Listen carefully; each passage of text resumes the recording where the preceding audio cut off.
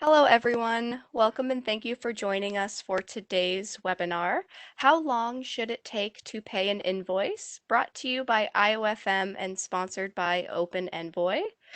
We have a few housekeeping notes to go over before we officially get started. If you have any technical questions or issues using the WebEx platform, please use the chat box and I will respond right away. If you have any issues with audio, please click on the phone icon located above the chat window to receive the teleconference information. For those that do call in, to ensure call quality, everyone's lines have been muted today. If you happen to get disconnected at any time, you can log on again using the instructions provided in your webinar confirmation email. If you continue to experience difficulty, please email webinars@iofm.com and we will respond as soon as we can. We encourage you to ask questions throughout the presentation. Please type your questions into the chat box and hit send to submit them. At the end of the presentation, we will have our presenters answer these questions today. We will also have 2 polling questions during the webinar. A pop-up box will appear when we run each poll. Please choose from the multiple choice answers and hit submit. We would love to have your participation and insight today. This webinar will be recorded and you will receive a thank you email with the on-demand materials within 2 business days. And we have a full agenda for you today. After I introduce our speakers, Jess will begin by presenting IOFM research. Our speakers will then discuss assessing vendor relationship health, timeliness of bill payments, how to avoid late fines and penalties, and how to capture early pay discounts. We will end the presentation with a Q&A session. And with all of that out of the way, I would like to introduce our speakers for today. Matthew Tillman is co-founder and CEO of OpenEnvoy, the only AP automation company that prevents 100% of wasted spend. He has spent the past 2 decades applying machine learning to finance, advertising, and logistics industries for the world's largest brands. In addition to OpenEnvoy, he invests in early-stage companies out of his fund TNT Ventures. We will also hear from Jess Scheer. Jess is an award-winning business reporter covering the needs of financial operations professionals for more than 2 decades.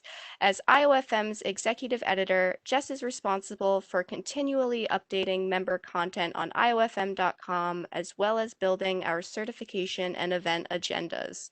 He is a popular speaker, hosting dozens of webinars each year and keynoting IOFM's conferences. And at this time, I would like to welcome our speakers and hand the webinar off to Jess. Thank you so much, Kelsey. That's a great way of learning about us, but honestly, we want to learn more about you. So before we get into the presentation and the data that I know you're chomping at the bit to get to, we want to start with a polling question. I see that it's already popped up on your screen. And the idea first is for us to get a sense as to where you are in your automation journey. So the question is simply, what level of automation does your organization currently use? So within your AP team, do you have no automation? Is it limited? Is it significant?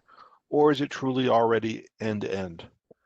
My assumption working through this is that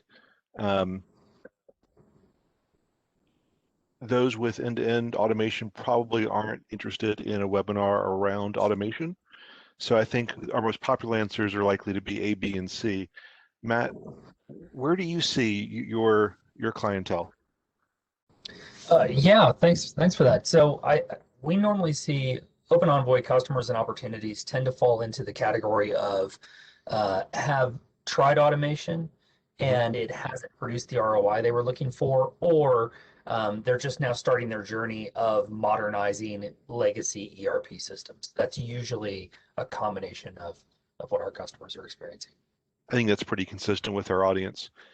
What we'll see, and I'm going to steal my own thunder, but about 77% of organizations have automated some part of their AP automation, but there's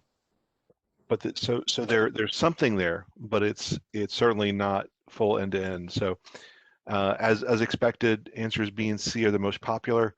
somewhere between limited and significant. So they've made some strides in their automation journey, but certainly have a long way to go. So I think this is a perfect way to spend an hour with us learning about what's next. Absolutely.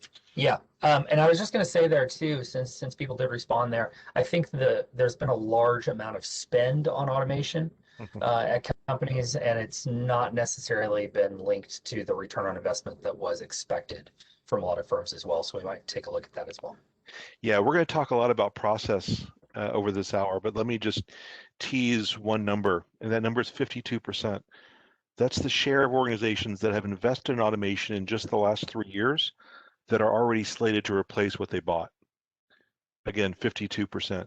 I think that goes a long way to what you're describing, Matt. Money does not necessarily solve the problem. It's about making the right investment and being prepared for that investment. That's right. The right processes. So let's talk about where organizations are. So first, we're looking at cost per invoice with no automation, and we break this down by types of decision making. So let me describe what I mean, because this will help us understand the next few slides. So there's desk level, department level, and P2P level decision making. And this is the easiest way to think about this, is at desk level, everyone's doing their own thing. At department level, everyone's doing the same thing, which is different than procure to pay level, where everyone's doing the right thing. And let me just give you one clean example to describe these three levels of process maturity. Think about how you decide which invoices to prioritize first, second, third. At the desk level, the processing clerks decide on their own which they're going to pay, whether it's first in, first out, or whether they're shuffling through looking for the biggest invoices first. But they're identifying which invoices they're going to pay first, second, third. At the department level decision making, you've at least decided on behalf of the entire team, we're going to use one methodology. Maybe it's relationships that are important for us first, and then everybody else second, or biggest invoices first, smallest invoices second.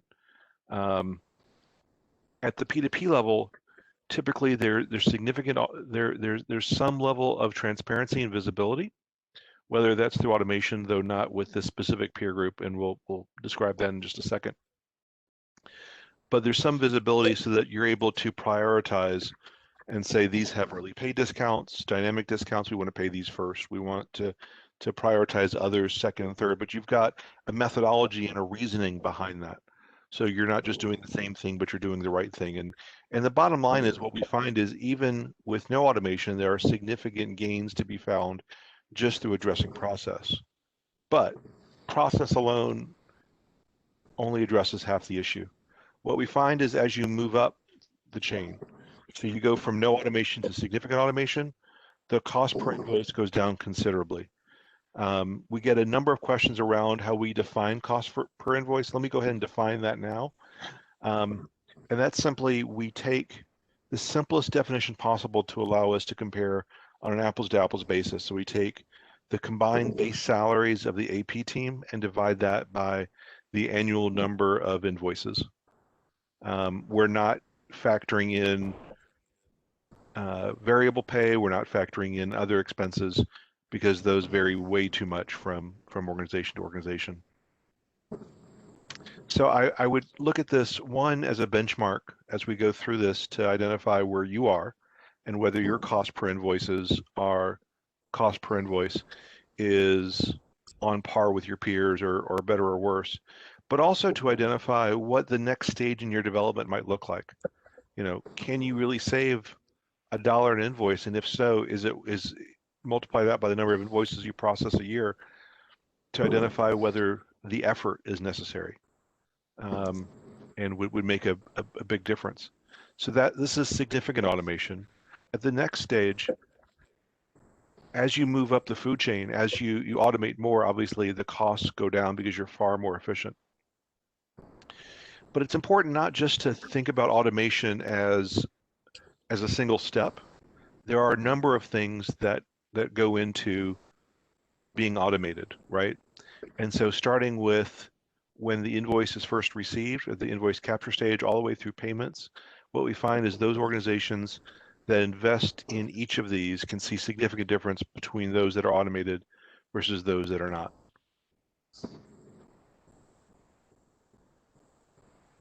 And finally, this is the number I teased before. In 2021, what we find is that 77% of organizations, AP teams, have invested at least a little bit in automation. They have some form of automation. It may just be data capture, but they're no longer fully manual. This is now the vast majority of organizations, right? Nearly 8 in 10 organizations have something in place versus just a few years ago where it was less than half. This adoption curve is tremendous, and it does not show any signs of slowing down. I'm just going to go back one slide intentionally here. What we're seeing is it's not just a matter of someone investing in one of these and then stopping their automation journey, but as we saw in our polling question, we're seeing organizations pursuing a number of these pieces and slowly moving toward an end-to-end solution, where it's either piecing them all together or truly finding one piece that integrates them all. Matt, is that consistent with what you're seeing as well? That's exactly right. I mean, I think people start small and then start to apply technology to each one of these individual steps, and then start to see that realized gain over time traditionally. And then they're looking to optimize that, obviously, with experts such as yourself and also new tools and applications. But that's very much what we see in the market. As you can probably tell, Matt and I both are good friends, but also can speak for hours about this. We're passionate about this topic. So we want your help to help us figure out where you want us to focus over the remaining minutes of this webinar. So with our second polling question, we want to understand these are the 4 topics we're going to address next, and we want to know where you want us to focus. So what topic are you most interested in learning about today? Is it assessing vendor relationship health? Is it B, discussing timeliness of bill payments? Is it C, how to avoid late fines and penalties? Or is it D, how to capture early pay discounts? And I know the most troubling part is that you want to say many of the above or all of the above, and we will get to all 4 of these, I promise. But it'll help us determine where you want us to focus, where you want us to spend the bulk of the time. If this is where we anticipate that we think you're going to be interested, and so this is where we're going to take the rest of the conversation. But it's certainly helpful to know where your interests lie. Matt, do you have a prediction? It's funny. My prediction is always that people will choose the thing that I'm not as excited about, or I'm excited about the thing that, that's usually how these sorts of things work. But the reality is, like, this is all really important, and I think it's also important that you understand when you're thinking about this particular poll that it's not just about paying on time, it's about you having the ability to choose when you pay. I think this is the thing that we get confused a lot in the AP automation space is, we're obsessed with the problem of executing as fast as possible for customers. And sometimes customers are like, well, I want to take a little bit longer to pay this particular vendor, right? And so it's really about our execution speed allows you to make better decisions and better choices. So yeah, that's actually that's great. I'm going to retroactively say that's what I expected. I was about to say, here's your prediction that's either going to be proven true or false in 20 seconds. So go out on a limb. It's funny. My favorite is probably A, but it's completely reasonable why people choose B because of how critical it is, especially in these days where the supply chain is a little bit less than consistent. Absolutely. So we'll spend a good portion of our time discussing timeliness of bill payments. I think one of the things, just to build on what you were just saying before we move on to the first of these 4 topics, is about a month ago I was having a conversation with someone who was looking at our benchmarking data. And by the way, all the numbers we've shared are from the member benchmarking reports that IOFM provides. And she was looking at the pay on time rates. And what we're finding is that generally best practice organizations pay 90% of their bills on time. And she shared that her organization is barely hitting 50%. And I said, oh my goodness, is that because of lack of automation? Is that because of inconsistent processes? Where do you think your problems lie? And she said, no. We're ready to pay. 90% of our bills.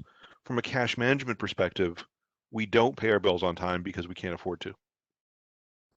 And I think All right. from a cash management perspective, there's a huge role that AP plays, right? It's, when you're blessed with cash and you're able to take advantage, then there are opportunities, and that's what we'll talk about. But on the flip side is I think what you're hinting at as well, Matt, which is there are times where it does not make sense to pay your bills, right? Just think about our own family budgets. It would be great if on the first of the month we're able to pay all of our month's bills, but sometimes we have to spread them out over the course of the month just to even out cash flow. So with that, let's go to our first topic, assessing vendor relationship health. And I know this is a topic that you're particularly passionate about, Matt, so I'll let you go first. Well, especially because of what we just talked about, right? Where you want to make sure you have a consistent and predictable, at least, relationship with vendors, and that's not just the vendors that you know, conduct business with on a regular basis. That's even your AP automation vendor, right? It's everyone, and you want to make sure that everybody kind of has a consistent way of working with you. I think it's super important to have information that is can help you assess your vendor relationship, and then also be able to provide, potentially leverage in those situations where you are slow paying 10% as an example. Mhm. But yes, I'm particularly passionate about this because I believe that what we want as companies generally is we want to be able to provide the best possible service to our customers. And we like to think that vendors are a separate and distinct from that best possible service to our customers. But in the reality is, of course, vendors are critical to delivering to delivering that value to customers, whether it be office space or software or whatever it might be. They're really important to your company and to our company, right? So when I think about assessing vendor relationship health, I think about, does my relationship improve over time, Mm. right? We, if we just think about how it works when you're contracting with an AP automation firm, for example, right? We are a customer's vendor. We happen to process their vendors as well. But if you think about how we interact with our customers, it's on a very regular basis. We have instantaneous response times for our customers. We guarantee that what we said during the sales process is what we deliver after the sales process is closed. We don't just sell to the buyer and then treat the user poorly, as an example. And then we think about that customer on a regular basis. We want to make sure that we're providing them with regular check-ins. Like I said, quarterly business reviews are really important to us as a company. And it's something that your procurement team or your individual line manager are probably doing with your vendors today. So, but we want to make sure that we have a really tight-knit relationship, and that's usually based on response time, our ability to execute quickly. And so I'm a big fan of saying, how fast are you working with your vendors, Mhm. right? Do you have that, sense of confidence when you go into have a conversation with them? Do you have that information? And what does that do for your relationship over time? This is super important because this is going to do things like unlock all sorts of features that we're going to talk about a little bit later in terms of discounts and payment fees, et cetera. But at the end of the day, I always give this example, right? As an AP automation vendor, I saw this a lot in the space when I was looking at AP automation vendors for myself, and I was reviewing the space. I thought, isn't it silly that anyone's allowed to give me less than 100% accurate data? Right? Isn't that a silly concept, right? I saw all these terms like okay to pay, which we all have to use now because we're part of the industry, right? But okay to pay is such a silly concept, right? It's like good enough. It's what we've done good enough a job for you. And I think that that type of thing is pretty unacceptable. So I want to work with customers that believe in and potentially have a higher bar for us than they do the rest of their vendors. And so when you're working with your vendors, generally you want to have that sort of relationship where they are intensely working for you, and you're not going to get that if you're chronically, a chronic late payer, a consistent late payer, for example. Absolutely. I think there's really sort of importance to look at both ends of the extreme. One is when you are able to pay early, when you're both blessed with cash and blessed with automation, where you're enabled to identify those invoices that you can tackle, and you've got an efficient process, perhaps enabled with automation, usually enabled with automation, um, that you're able to take advantage of those opportunities. So when it comes to early pay and dynamic discounting, which we'll talk about more um, in the last section of our conversation, it's really important to take advantage of those. Keep in mind, procurement has negotiated those, which means that there's an implicit expectation that you're going to be able to meet those, right? They wouldn't have spent the time negotiating, and you're going to hurt your relationship not only with the vendor, but with procurement, who's wasted time and wasted some political capital in negotiating those if you're not able to meet those new expectations. On the flip side, when you're not able to meet those expectations, it's critically important to have clear and consistent communication between the AP department and the vendor and say, look, because of seasonality, because of COVID, because of whatever the issues are that are preventing you from being able to pay, we're not going to be able to pay on time. Yeah, that's exactly And right. And and especially because the procurement team has built those relationships, right? I mean, they've spent absolutely, a lot of time on that work on the front end.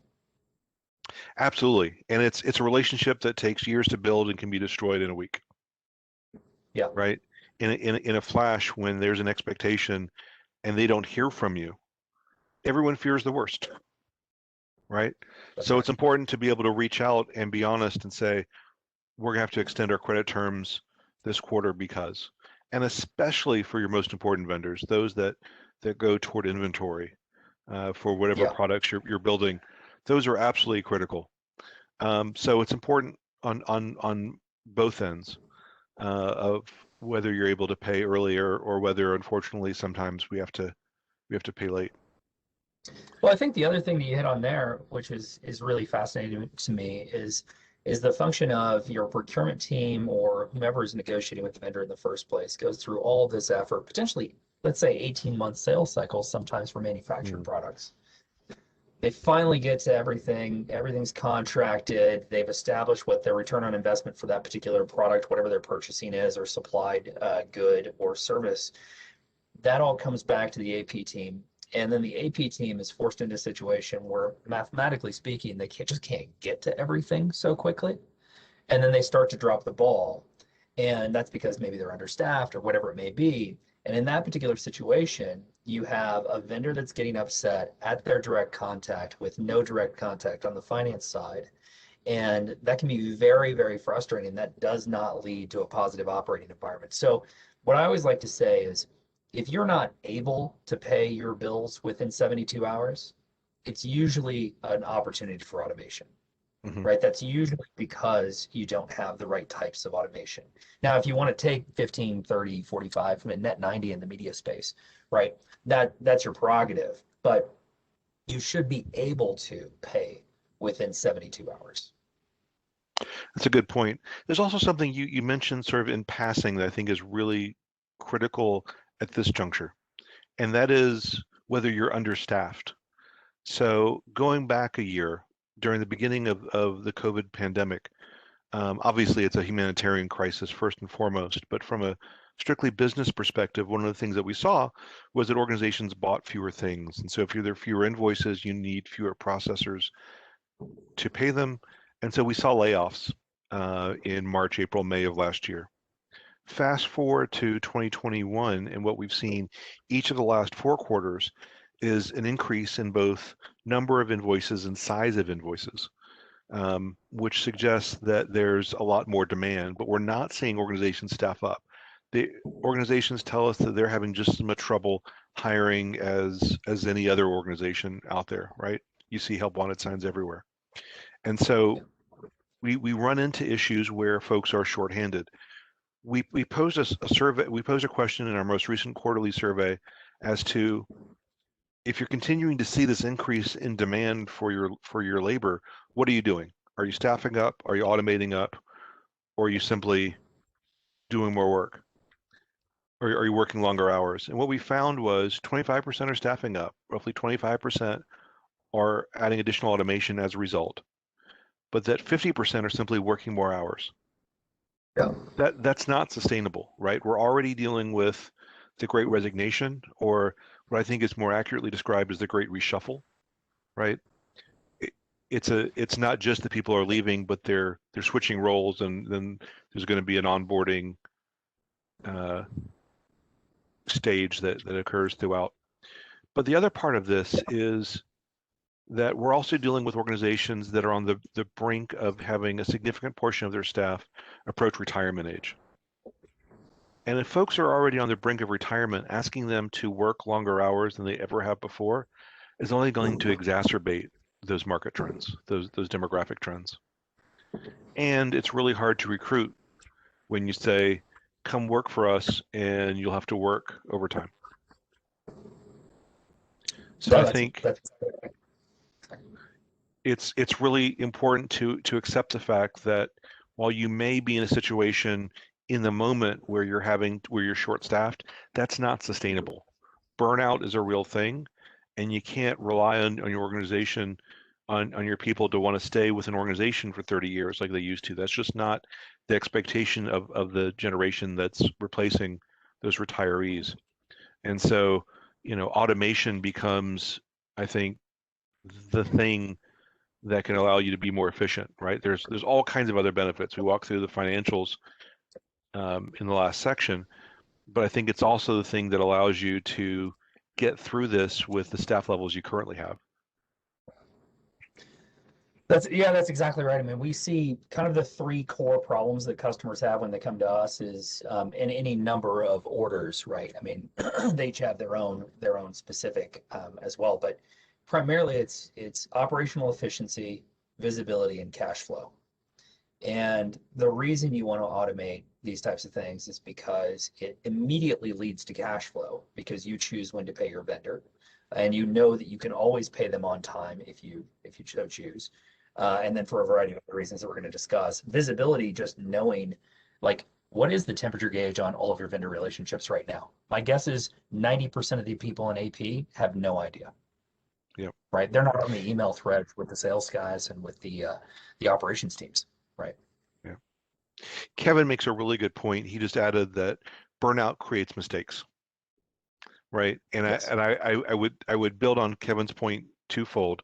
One is absolutely right. When you are pushing the limit, when you're burning the midnight oil, sometimes literally, you're going to make mistakes. You're not as diligent as you might be otherwise. Second, I'll give you another example from someone that I talked with just a few weeks ago. She has 1.5. It's a small AP department, 1.5 people, just enough for segregation of duties, and she's literally working until dinner time every night just to get through that day's invoices. Which means that if there's a fraud concern, if she needs to validate that there's an issue, she only has until 5 o'clock. But there are still many invoices that she's processing after hours where there's nobody left at the vendor site to contact. And she's got to just cross her fingers and pay it anyway, because she knows there's going to be an unmanageable stack of invoices the next day coming in. So there are all kinds of issues that come from this. Yeah. Krista's got an interesting question that I think we're going to address in the next section, but Krista, just want to let you know that we got it, and we will be addressing it in a subsequent section. If we don't answer it in detail, please follow up. So let's move on to our next section, because this is where the bulk of the attendees told us in our poll they wanted to spend our time at, and that is discussing the timeliness of bill payments. I know this is something that OpenEnvoy is passionate about, and you are as well. Yeah, I mean, I think, if you look at the history of AP automation, you look at two-way matches, and then you have three-way matches, and then because databases weren't made to scale, major ERP systems weren't really made to scale to, the type of matching you need. We've started to see four-way, five-way, six-way matches, which is somewhat humorous, right, from a naming convention standpoint. The reality is, there is no reason now, in modern times, technically, there's no reason that you can't use any number of documents to match against an invoice, which means fraud detection, currency manipulation, insurance manipulation, tax manipulation, uh, uh, specific line item level, product level details and information can all now be checked against delivery mechanisms, against statement of works for solutions, against facilities amendments. All of these things are actually completely possible in modern times. So two-way match, great in the 80s, 70s, and 80s, great for manual human processing.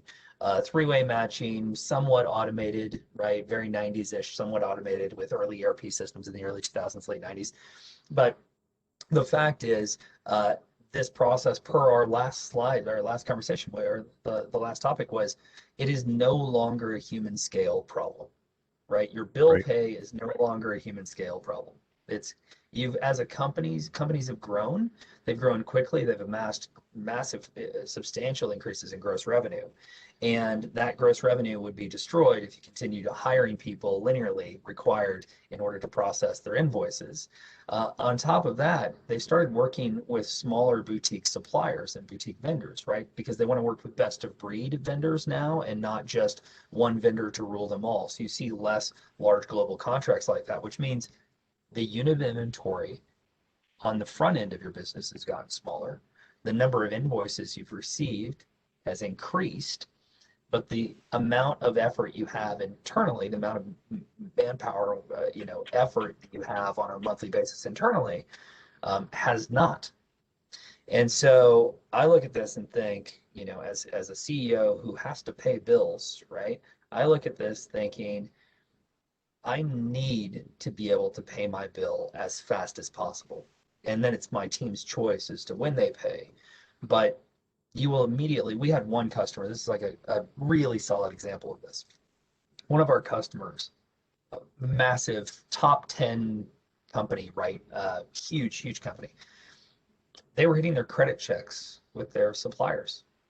And that's because the volume was so high. The team was pretty efficient and small, and they were missing a lot of details. They actually got to the point where they will publicly admit that they just weren't checking invoices at all. They would Wow. pay them. I mean, the tolerance level was 100%, let alone 10%. And they were doing that, and they obviously got, some nasty fraudulent bills that got paid. And the truth is, you need a solution that's going to think about the impact of your operations on your credit worthiness.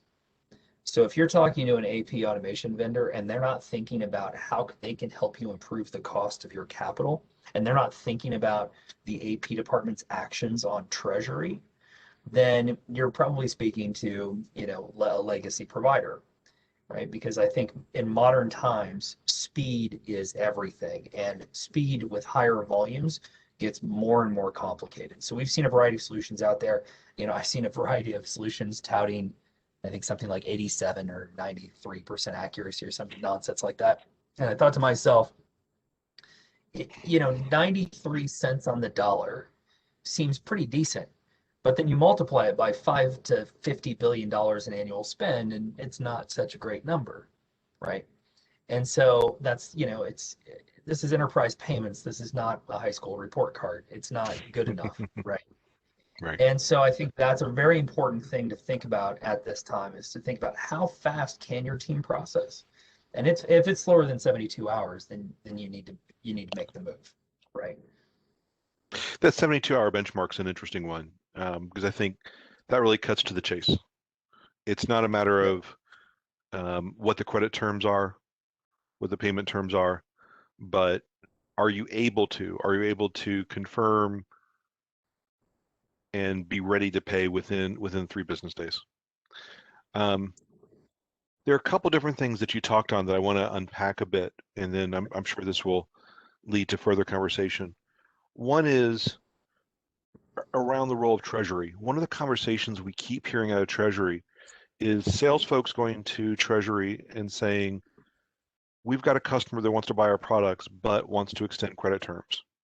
So Treasury Yeah. brings in AR and AP and says, what's our cash position going to be over the next 6 months? What's what are our expenses over the next 6 months?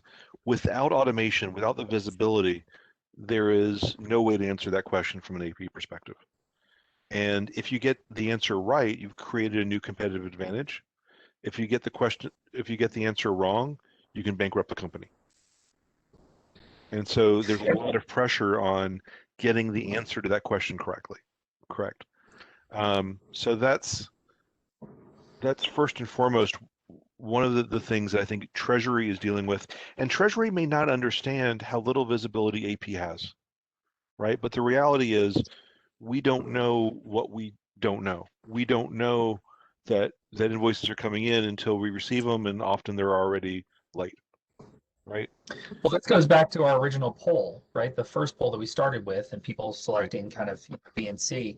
And the reason is because most companies have spent, like, even if it won't bankrupt them, right, to do those deals, right, it still affects their cost of capital, which is what Treasury cares about, right? It still affects, like, whether they're drawing down on credit or they're doing trade financing or whatever it may be, right? So it still affects their cost of capital as a business. And the AP team is very separated from that, has no visibility into the cost of capital. They have very little visibility into the front end, which actually negotiated and signed that vendor in the first place. And then they're reliant on the BI tools that were purchased for them, usually. And so one of the things that we see with our companies is they're struggling, our customers, they were struggling so much in the AP department just to do a three-way match. Because they've got this sort of like cruft tools that have been created on top of their process, which were best of breed at the time, but just really not good enough for the volume of invoices they're processing now, like, OCR, out of the box OCR tools and things of that nature. And so what ends up happening is they're spending all of their time onboarding new vendors, whether that means, drawing boxes around OCR, PDFs or whatever it means, or doing, data mapping in their master vendor file. They're spending time doing that. They actually really don't even get time to get the reports that they need from IT or whatever it may be. And usually it's not self-serve, right? Usually it's reports from another group. Right. They don't have time to get that information to have that visibility. And then on top of it, even if they did have that visibility, the underlying data accuracy is relatively poor, even if you're using, decent automation packages. So now you're in a situation where everybody's going to look to you for visibility. You're not going to have it. You're going to go try and chase down details. The details are going to be insufficient and your reports are going to be off. And that is probably the best case scenario for most companies today. And keep in mind, you're doing all this while shorthanded. That's right. Yeah. Right. So it's not as if you've got spare time in your hand to worry about data integrity, improving the accuracy of reports.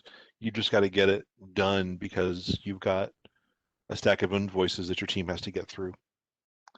So I promised we would get to Krista's question. I think this is a good time to get to that. And she raises something that's particularly timely with supply chain issues. So her question is, what's your advice on how we can keep our vendors happy when it comes to paying, but we have not received inventory due to current shipping delays? Yeah.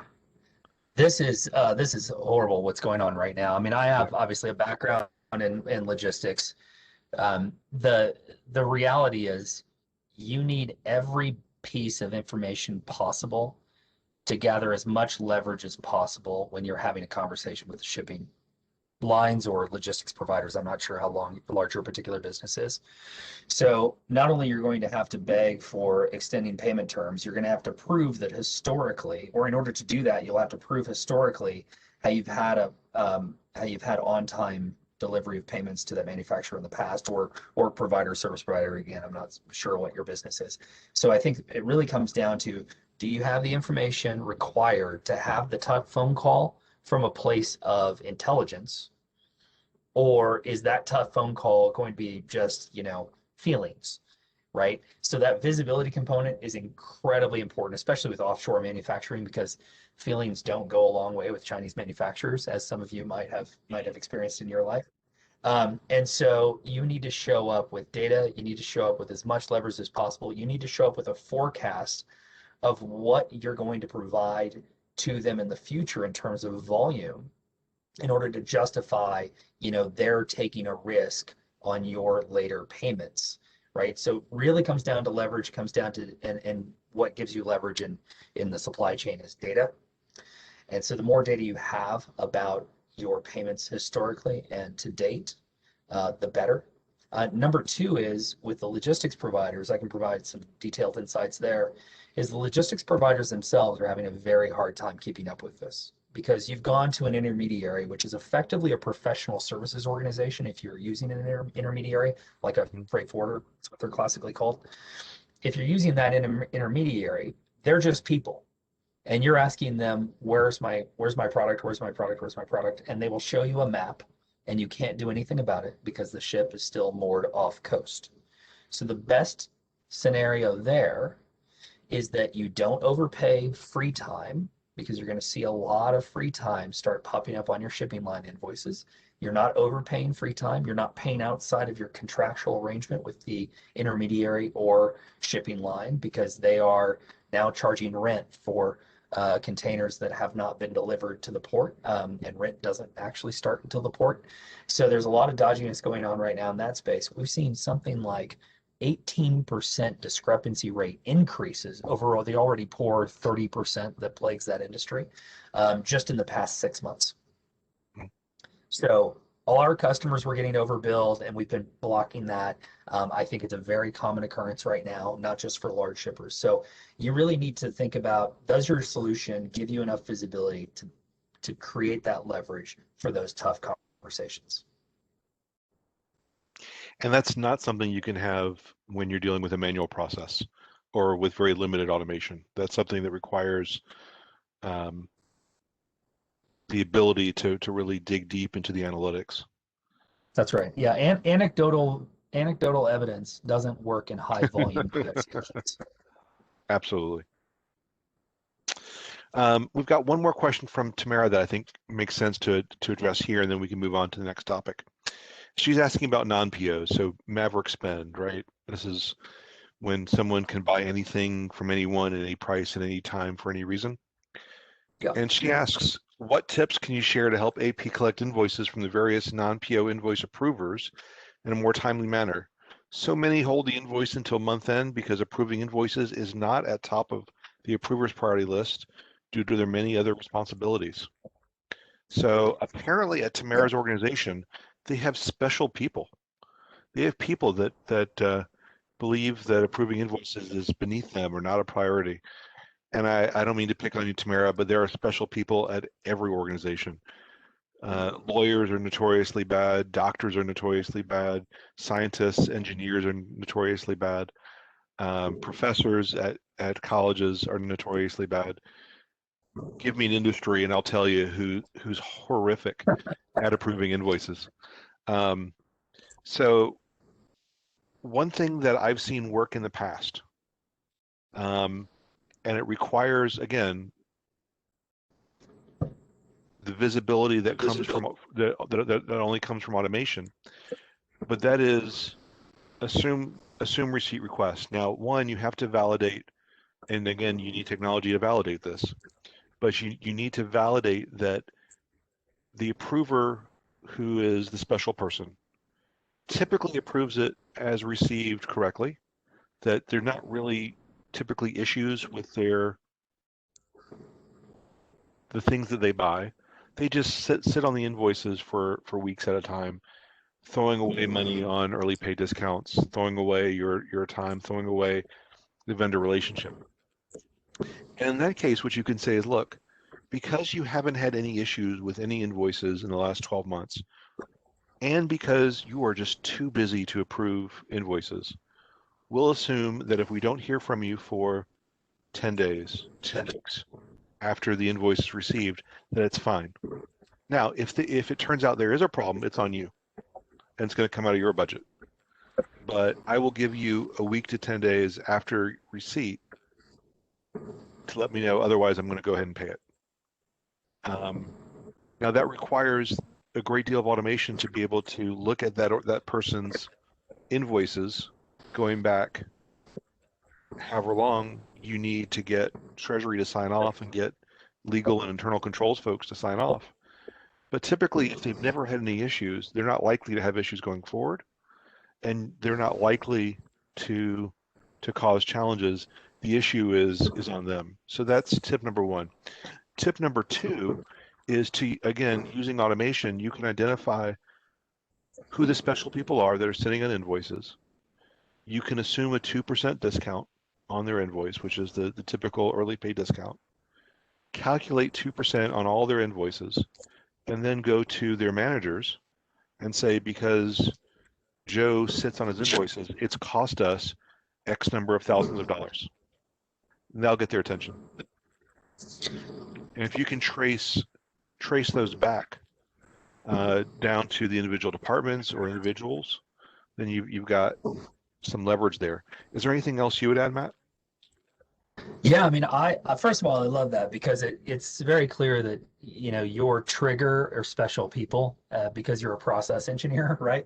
And so I absolutely love that. For me as a software person, I take a look at that and I'm almost the opposite. I mean, I love the special people use case because what happens is it's something, to your point, only technology can solve that behavioral type.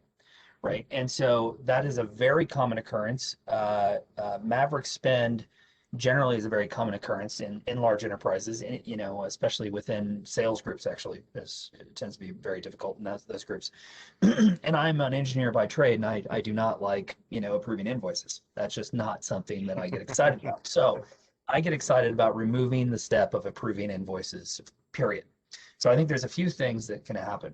And one of the things that we've done in OpenEnvoy is we've completely changed people's expectations on an approval workflow. Number one, if they need to do something more than forward it to an inbox with the word approved, something's wrong. You don't have enough automation. So I'd say number one, that. Number two is remove the friction required for them to approve someone else's, which is someone else's, it's called just spend generally. I mean, this happens in journal accounting and expense spend most often, right? So what we did next was we created a one quick click workflow for managers to view and approve an invoice, right? Super important. So in order to generate a one click workflow where they literally just see a link in their email and they click approve, and they don't have to log into any websites or any of that nonsense, you actually have to do a ton of automation up front, which should not have to be done by our customer. It's something that we do. Number one is we recognize the type of expense it is and automatically apply GL codes to that expense. So that way you don't trust the person that didn't even want to bother approving the invoice in the first place to tag it with the correct GL account, which they're not even close to, or especially depending on what time of night it is and what type of rogue spend it is, right? So I think that's one of the things. We just wanted to remove the human error from that process. And then the next thing is to give you visibility into who has what outstanding and where, because you have an immediate, easy, no friction way to receive invoices from them that doesn't require them, downloading a separate app and uploading things and manipulating data. Just, literally just email it into the system. The next thing, Jess, to your point, is the more vendors you have, with rogue spend especially, you're going to have an increasing number of vendors. You're going to have to do vendor onboarding, which now creates a project that is a timeline between you and the individual in order to get the details required to set up the new vendor in the ERP. And by that point, you're probably just saying, well, it's under $75, I'll just pay it, right? But if those amounts are quite large, then what you should actually have happen is the system itself should set up, generate a vendor file, sync with your master file, and then ensure that your system of record is always up to date and can process this against fraud detection and so on and so forth. So I think the people's reliance purely on process, to your point, doesn't work. You have to have technology to make that check. So I would expect, if you have an AP automation vendor today, I would expect them to be able to process an invoice from an email with no vendor setup required and no class GL code matching required whatsoever. And if that's not the case, and if your vendor doesn't support one-click approvals for that department staff and management, then you should certainly renegotiate your contract with them and consider evaluating. And just to close the loop on that answer, that's a service that OpenEnvoy provides. Certainly, yes. Yes. uh, Yes. In fact, it upset me so much because I had to do approval. So we know. um, well, I think that also addresses Elena's question, but let me go ahead and read it and see if there's anything else we want to add there. So Elena asked, echoing Tamara's question, we have the exact same problem. Approvers are limited to department heads, and getting an approval can take up to 2 to 3 weeks, so far more than 72 hours. Unfortunately, our ERP system, and this is where I want to focus, has been set up to lock the invoice so we can't do anything with it until it's approved. I think this is where we get into the age-old question about why isn't my ERP enough? Because the ERP really isn't designed with AP in mind, right? It may have an AP module. There are certain things that can be done, but at the end of the day, an AP specific piece of software is going to give you the flexibility that the ERP just wasn't designed to do for you. Anything else, Matt? Yeah, that's exactly right. I mean, I think, it's funny, the category is called procure to pay, right? Which kind of yada yada yada is over the most fun part, which is the middle part, right? Which is the part that AP has to deal with. It's almost like the solution sold to the AP side of the market talks about procurement, talks about bill pay, but kind of ignores the actual AP work that happens in the middle. So I think that what you find is most AP vendors out there, and not even not just OpenEnvoy, most AP vendors out there, AP automation vendors out there are going to provide a massive upgrade to whatever your existing ERP solution can manage. Because most ERP solutions, it's two-way, three-way match, very light in terms of the number of data fields supported per invoice. So you really don't end up with the information that you're going to require to generate, the kind of leverage you need to have those tough conversations we were talking about earlier. So, yeah, I mean, I think you need an AP automation specific solution for sure, irrespective of your ERP system. Okay. Well, I think we did our best to address the topic that folks said they are most interested in, but let's quickly address in our remaining 8 minutes together the last two areas. So on the flip side, not just how to deal with opportunities to pay early in that 72-hour window, but how to avoid late fines and penalties. This goes to the heart of avoiding destroying the vendor relationships that we started this conversation with. What do you think is the Yeah, most and I important think area here? it's funny. People think about late fines and they think about penalties, and that's why we mention them here because they're kind of the most known titles. The thing that, as I mentioned earlier, AP's disconnected from Treasury oftentimes, so they're thinking about late fines, and it's the inverse of receiving money, right? Because it's AP, so naturally it's fines and penalties. But the reality is, you directly affect the company's cost of capital, and I assure you, 2.25 point drawdown debt facility is far more expensive at 1 billion times whatever that rate is than most of the late fines and penalties you're going to have to pay. So really, it's about how long do you have to outlay the capital? How long do you have to wait and smooth over your cash flow as an AP team in order to make sure that you're not negatively affecting your cost of capital, that you're not getting nicked in a credit rating, so on and so forth. So I think the number one thing you need to think about is, above everything, it's speed. Mm-hmm. And some of you might be buying OCR solutions, and I'm feel for you. Feel free to call us if you don't want to do that.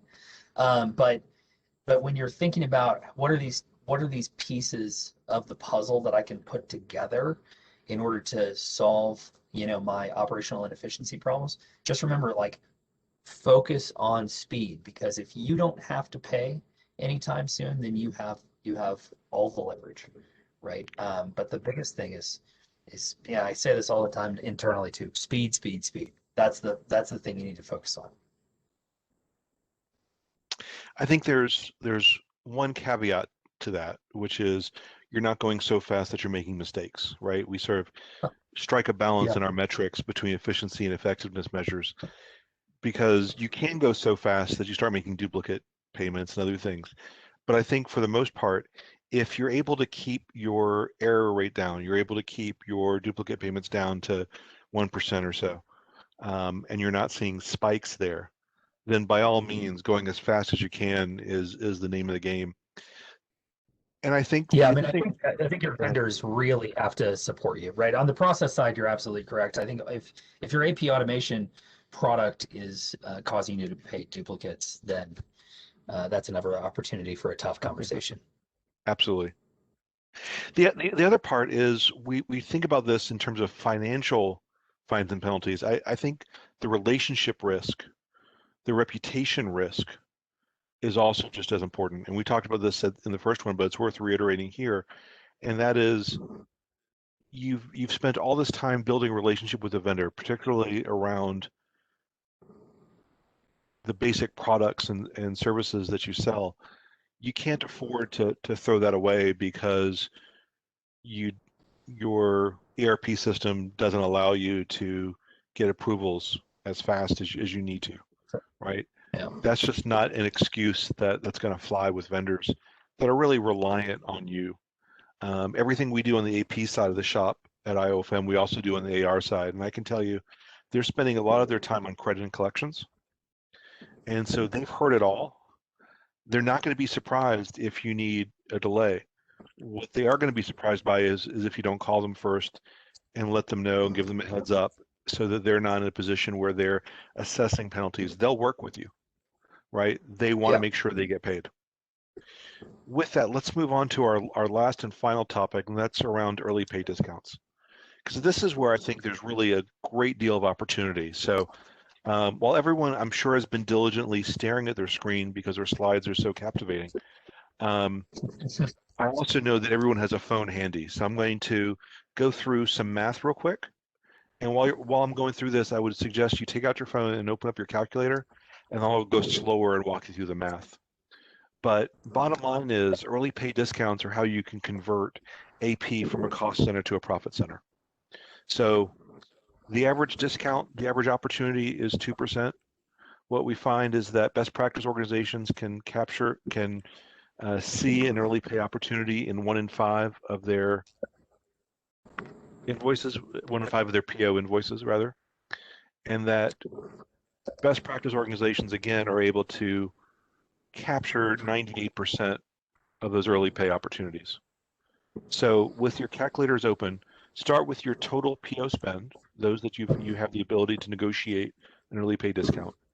So total PO spend times 0.2 times 0.02 times 0.98. And that's the money being left on the table by not capturing your share of early pay discounts. My guess is it's a huge number. It's probably orders of magnitude larger than the combined salaries of your AP team. And that's really the opportunity that's being left on the table. Another way to do sort of the quick math is for every $1 billion in PO spend, there's usually 3 to 5 million in early pay discounts being left on the table. And that's under normal economic conditions. We have not been living under normal economic conditions for the last 18 months, and your guess is as good as mine as to when things will return to some state of normalcy. And so AR departments are more than willing to offer 2% discounts because they want to get paid. And if the difference is getting paid in 30 days or 60 days or getting paid in 72 hours, that's a huge opportunity. And it's an opportunity that we're seeing more and more AP departments taking advantage of. We've got a speaker at our upcoming conference next week who just consults around early pay and dynamic discounting. And it was hard to get him because he's having his best year ever, just in terms of demand and interest in these areas. Matt, is there any closing comments on this topic you want to share?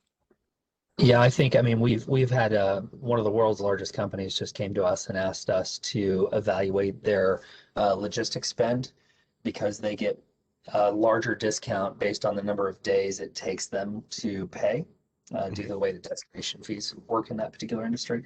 And they're going to make tens of millions of dollars because now they can pay within 72 hours versus, 30 days, right? Which is what they were.